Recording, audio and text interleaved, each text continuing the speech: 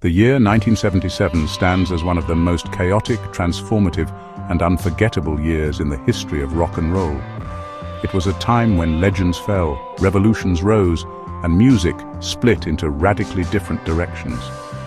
From the glossy perfection of classic rock albums to the aggressive roar of punk, from shocking deaths to game-changing debuts, this single year reshaped the entire landscape of rock music forever. In early 1977, the music world was rocked by the release of Rumours by Fleetwood Mac. Behind its shimmering production and smooth harmonies was a band on the verge of collapse.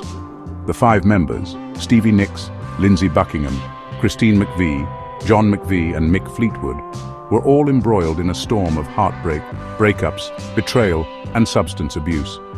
And yet, from that chaos came one of the most emotionally powerful albums ever made.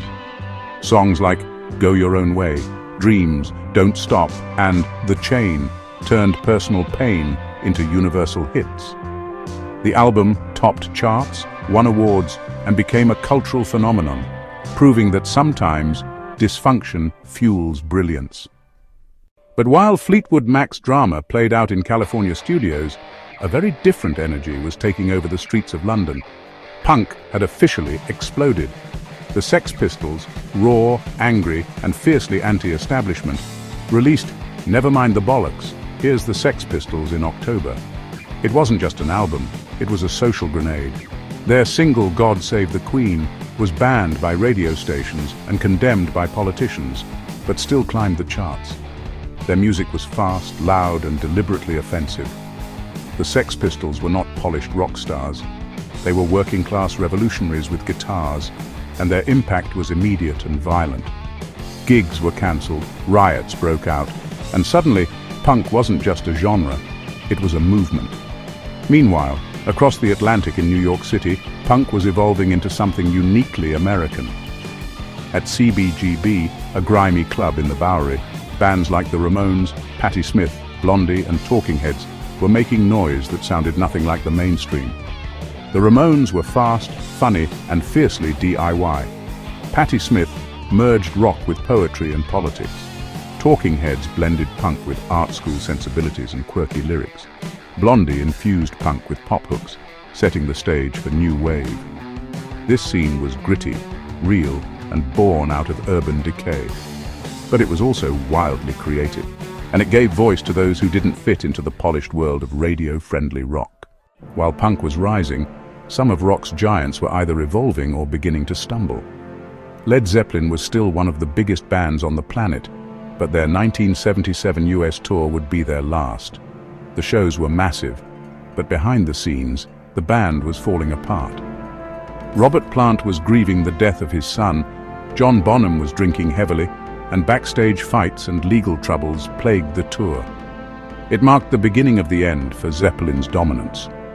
Queen, on the other hand, was hitting a new high.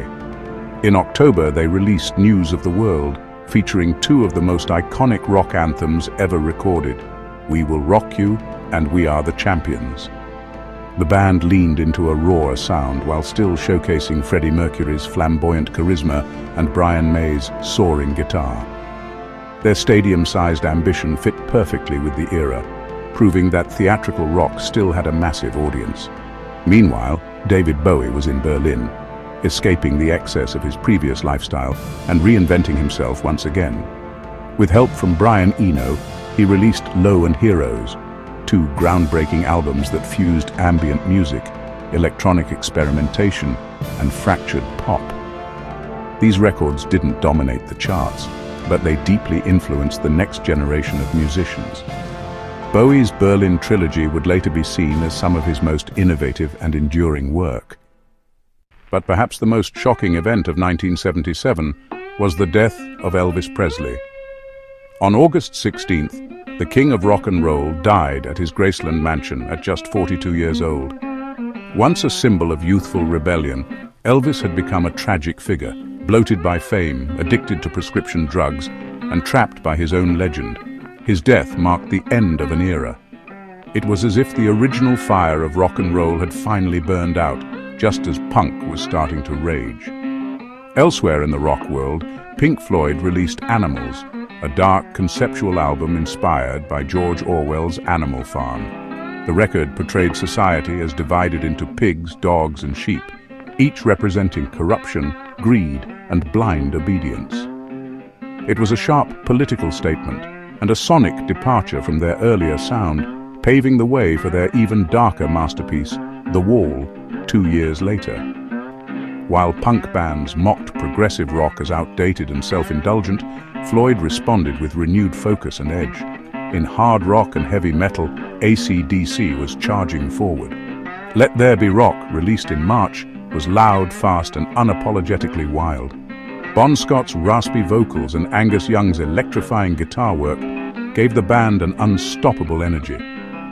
While many classic rock acts were showing signs of fatigue, AC/DC sounded more alive than ever, laying the groundwork for the hard rock dominance of the 1980s.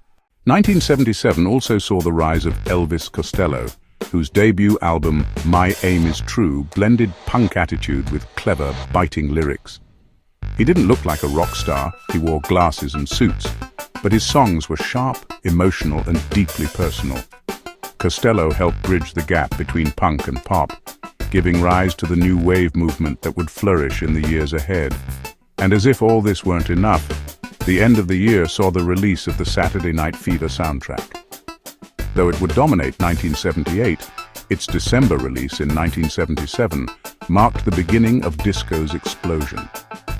While rock fans saw disco as a threat, its popularity only added to the cultural clash brewing between traditional rock audiences and the new wave of dance music. This tension would eventually erupt into the Disco Demolition Night in 1979, but it all began here. In every direction, rock and roll in 1977 was shifting, splintering, and expanding. It was a year of raw rebellion and commercial triumph, personal tragedy and artistic innovation. It was the death of Elvis and the rise of the Sex Pistols. It was the perfection of rumors and the chaos of punk gigs. It was Bowie in Berlin, Zeppelin on the brink, and Queen ruling the stadiums. No other year in rock history held so many contradictions, so much creative energy, or so many seismic shifts. 1977 wasn't just a year in music. It was a war zone, a funeral, and a birth.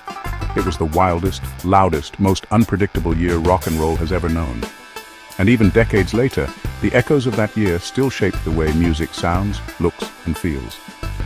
From underground clubs to global arenas, the spirit of 1977 lives on. If you enjoyed this journey through rock's wildest year, don't forget to like, subscribe, and hit the bell icon so you never miss more untold stories from music history. Thanks for watching.